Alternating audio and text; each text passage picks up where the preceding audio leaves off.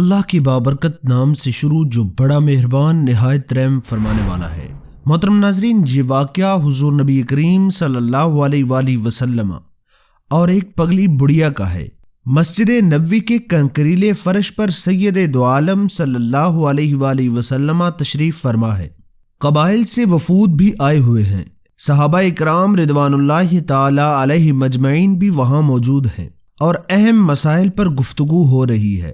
خیر و شر کے درمیان امتیاز کرنے کے طریقے بتائے جا رہے ہیں۔ کتاب و حکمت کی تعلیم دی جا رہی ہے۔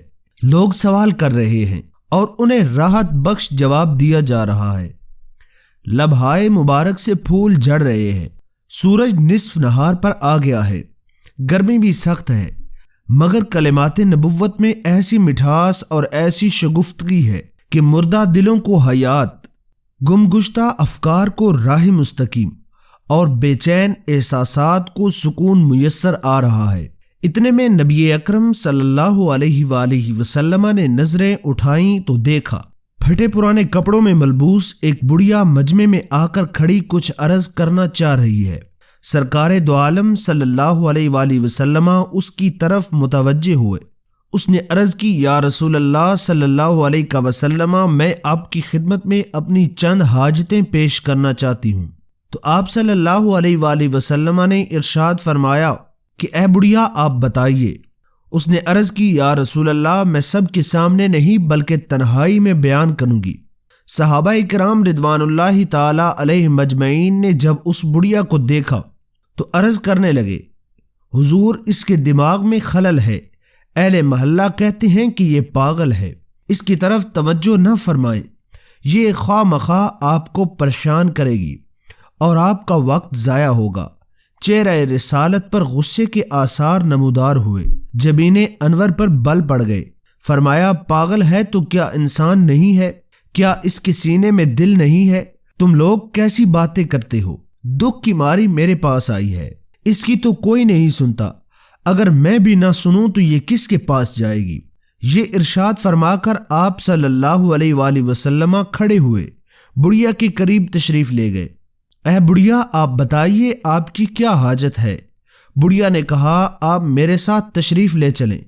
تو آپ صلی اللہ علیہ وآلہ وسلم نے ارشاد فرمایا کہ تو جہاں جہاں مجھے لے چلے گی میں چلوں گا، اور تیری جو بھی حاجت ہوئی میں اس کو پورا کروں گا۔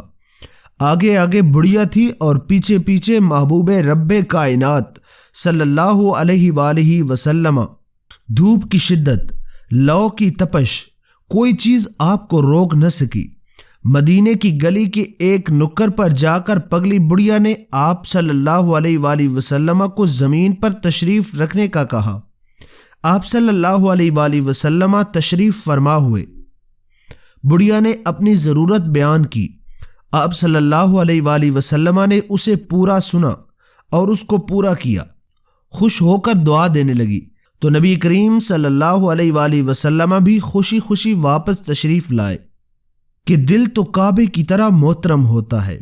عبادت صرف نماز، روزہ، حج اور زکوٰۃ ہی نہیں، بلکہ دکھی دلوں کو سکون پہنچانا بھی ایک عبادت ہے، اور بے سہاروں کو سہارا دینا بھی بہت بڑی عبادت ہے۔ محترم ناظرین، اس واقعے سے ہمیں کیا سبق ملتا ہے؟